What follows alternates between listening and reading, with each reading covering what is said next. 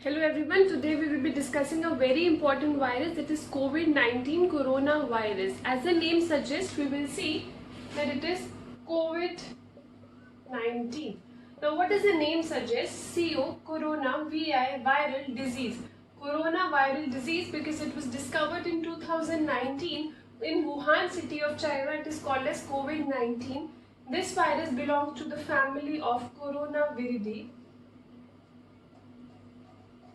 So many questions arise in our mind that from where did it originate? So origin, how does it transmit from one human to human, that is transmission, and most importantly, how this makes the entire immune system of human body helpless.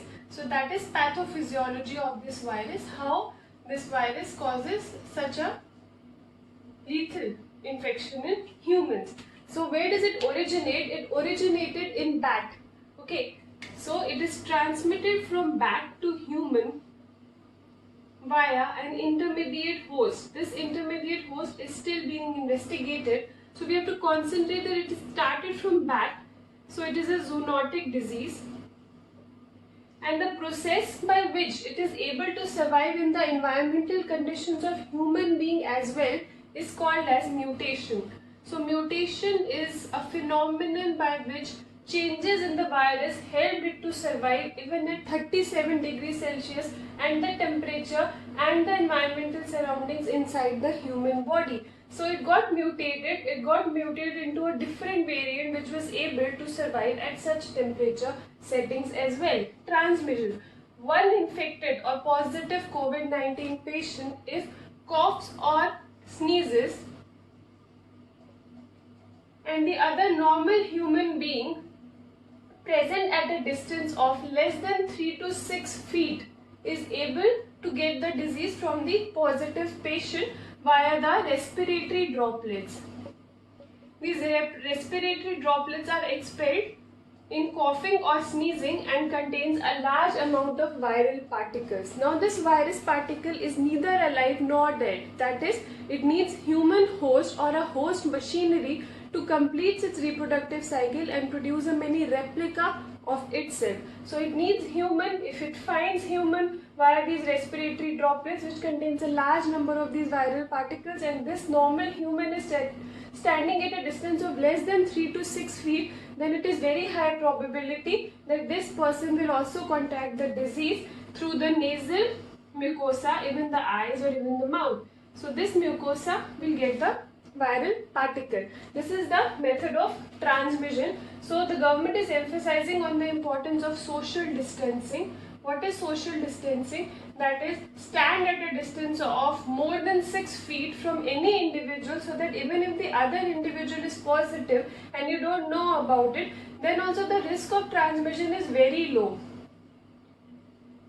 Next thing comes, if the patient coughs or sneezing and you are standing at a distance of more than 6 feet, these respiratory droplets will not reach you but rather will settle down onto the surface or any object kept at this place. Now second thing is, first is social distancing, second is disinfect all the surfaces. Even if it falls onto the ground and the other person touches that ground or that object and brings that hand close to nose or eyes, then also this virus will get transmitted. So it is very important to disinfect all the surfaces. And third, it is the hand hygiene. You keep cleaning your hands and you wash your hands at least for 20 to 30 seconds with any soap available, with any disinfectant available at your home, will kill the virus. It is a highly labile virus. It is neither dead nor alive. That is, it definitely needs a human host or a host machinery, cells machinery to replicate itself. If you do not give that to the virus, it will get dead. So this way you are not only protecting yourself but the entire society. So it is very important to follow these norms: social distancing, disinfection of all the surfaces, and hand hygiene maintained at all the times. Now next comes, what is the pathophysiology? That is very important. So we will know how it makes the human immune system or human immunity so helpless. So from the bat, it came to human via an intermediate host, but from the human it gets transmitted to another human. and that human will inhale these particles. This is the nose, from where it will get into the nasopharynx, then into the trachea or the windpipe, and finally into the lungs. So this is the human body, where from the nose, nasopharynx, trachea, then bronchioles, terminal bronchioles, and finally the alveolar sacs, which are the terminal functional units. Alveolus, it is a functional unit of lung. What is the function of the lung? It is a gas exchange. Okay, so this alveolus has this lining, epithelial lining, which has two types of cells, type 1 pneumocytes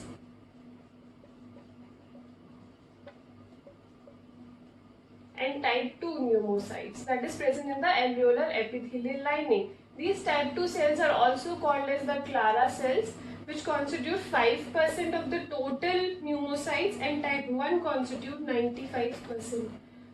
These type 2 Clara cells function is to release surfactant. Now what does this surfactant do? Surfactant will help decrease the surface tension of the alveoli and thus decreases the pressure. P is equal to 2T by R. R is the radius of this balloon-like alveolar sac. T is the surface tension which surfactant helps to decrease, and thus the pressure also decreases. But in case when these Clara cells or type 2 pneumocytes are destroyed, this surface tension will increase, this pressure will increase, and this pressure will try to collapse the alveolus. Second is type 1 pneumocyte. Main function is the function of the lung, which is gas exchange. Now once this virus reaches into the alveoli, they will attack the type 2 pneumocytes or the Clara cells, and that too one receptor, ACE2 receptor, is present over these Clara cells, where the virus will get inside. What happens when the virus gets inside, you will see next. Once the virus gets into the alveolar cell, it will release its single-stranded RNA. How does it look? Sorry. Okay, so it has got surface spikes which comprises of S-glycoprotein. This is a similar structure you may have seen in the news and on television as well.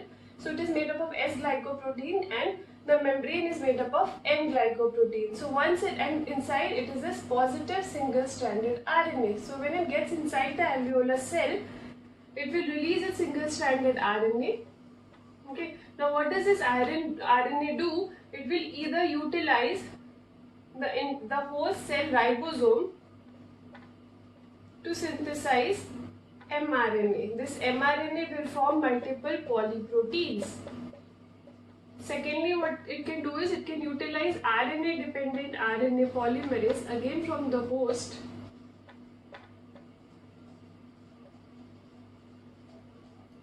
and that will lead to formation of number of more RNA copies. Now these RNA copies plus proteins utilized for the synthesis of the structural protein will form multiple replica of itself. This is called as viral load. More the viral load, more is the attack of the virus over the alveolus. So what happens is it will form multiple RNA copies. Now comes the role of the normal immune system. Next comes the pathophysiology of the virus, that how this virus attacks the respiratory system of human being. So as I told in my previous video, if you would have looked into my video, I discussed about 3 components of the inflammatory response in our body. That is, when any infectious agent, be it a bacteria, fungus or virus, in this case it is a virus, enters into the human body, any site, in this case it is the lung or the alveolus, then a body has a very good response or inflammatory response which causes the evasion of this virus. Now how does this body do? You can just understand an example, that suppose a thief is there, a thief has entered into your society, so many policemen will come to the site and then try to kill that thief and evade that thief from the society. Similarly, if any infectious agent enters into our body has got certain policemen or cells and molecules which will enter into that site and kill that agent and evade that agent. But what this virus does is, this virus will attack these components of inflammatory response, and how we will see next. Now what happens is, when any virus will enter into the site, like in this case the virus has entered into the alveolar cell, our body will try to dilate the blood vessels. Now what does this dilation do? This dilation will try to bring more cells and molecules to this site of injury from the circulation, so that these cells and molecules, or in case we can understand, the policemen, will help to kill this agent and evade this agent. Next, it will cause permeability, increased permeability of blood vessels. Now what does increased permeability of blood vessels will do? That will cause the recruitment from the blood vessels into the site of injury. But what happens is, in this process, even though the body is trying to protect the body from the infectious agent, but increased permeability will lead to increased fluid extravasation into the space surrounding the alveoli, so that rather than helping, they will further lead to alveolar collapse. So here the body is trying to compensate by increasing the permeability of the blood vessels, but rather due to fluid accumulation, it is causing the harm to the body and rather causing pressure on the alveoli to collapse. Next, so this is like dilation, permeability. We just remembered the mnemonic DPS: dilation of blood vessels, increased permeability, and stasis of cells. So this is the role of blood vessels. Next, the blood vessels have done its role, and it is trying to recruit the cells, the leukocytes, and the molecules, that is the cytokines and complement factors, into the site of injury. Now second, what happens is, we will study the role of leukocytes. Leukocytes are the policemen which have been recruited and will try to kill the infective agent, but it will do that by doing two things. One thing, it will cause the release of reactive oxygen species and nitrogen species. These free radicals will try to kill the agent. And second, it will cause the release of lysosomal enzymes. As the name suggests, lyso means killing, so these will cause lysis of the invading agent. But again, due to increased activation and increased recruitment of these leukocytes, there will be exaggerated increased release of reactive oxygen species and lysosomal enzymes, which instead of helping will lead to killing of the alveolar cells. What are the alveolar cells? Type 1 and type 2 pneumocytes. So instead of only the killing the agent, they are also killing the normal alveolar epithelial cells, that is type 1 and type 2 pneumocytes. Type 1 pneumocyte has a function of gas exchange. So by killing the type 1 pneumocyte, it is causing decreased gas exchange. Decreased gas exchange means that normally the alveoli will release oxygen and take up carbon dioxide, but due to killing of these cells, it will not be able to do so, and there will be decreased oxygen in the body, hypoxia. Now what will this hypoxia do? Hypoxia will again try to stimulate the sympathetic nervous system inside the human body. Again, this is a protective mechanism. Our human body is trying to help the body to increase its respiratory rate. The body is thinking that maybe if the person breathes more, with every breathing more oxygen will enter. So it will try to compensate. So increased respiratory rate and increased heart rate will lead to tachypnea and tachycardia. So these are again the signs which the doctor will evaluate. And now the rib muscles are tired of breathing, so the doctor may also notice abdominal breathing in the patient. Okay, so rather than helping, they are killing these pneumocytes, and these pneumocytes had the normal function of cell exchange as well as surfactant release. Now what was surfactant doing? Surfactant was decreasing the surface tension, but due to decreased surfactant or type 2 pneumocytes, the surface tension will increase and it will further lead to alveolar collapse. Now alveolar collapse will also lead to hypoxia. Next comes role of cytokines. So we have discussed role of blood vessels, we have discussed role of leukocytes. Next we will discuss role of cytokines. Now, three most important cytokines are released: interleukin 1, interleukin 6 and TNF alpha. Now, if you know about pyrogenic cytokines, as the name suggests, pyro means fever and genic means generation. So, generation of fever cytokines, most important is interleukin 1. Next is interleukin 6. So, these induce fever. How? They will enter into the CNS, and through the hypothalamus thermostat, it will induce fever, which is seen in 99% of COVID-19 patients. So this is how cytokines are helping body to make a protective mechanism out of it, fever, but that is a symptom or sign you will notice in a COVID-19 patient. Now what happens is, due to excessive release of cytokines, again the body is trying to help to evade the agent, there will be a cytokine storm. cytokine storm will lead to systemic inflammatory response syndrome. Okay, so that will lead to hypotensive shock. Hypotensive shock will lead to decreased blood flow into the important organs like liver and kidney and will rather lead to multi-organ failure. So you understand the normal immune mechanism where the body was trying to help evade the agent by dilation of the blood vessels, by increasing the permeability of the blood vessels, is leading to fluid accumulation. Role of leukocytes, which act as policemen and release various lysosomal enzymes to kill the agent, is further destroying the alveolar epithelium.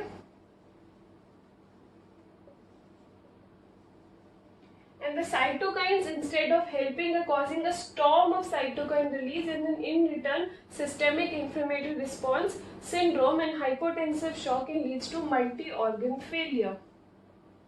So this is the pathophysiology, that how the virus is attacking the entire immune system and making us helpless in fighting the virus.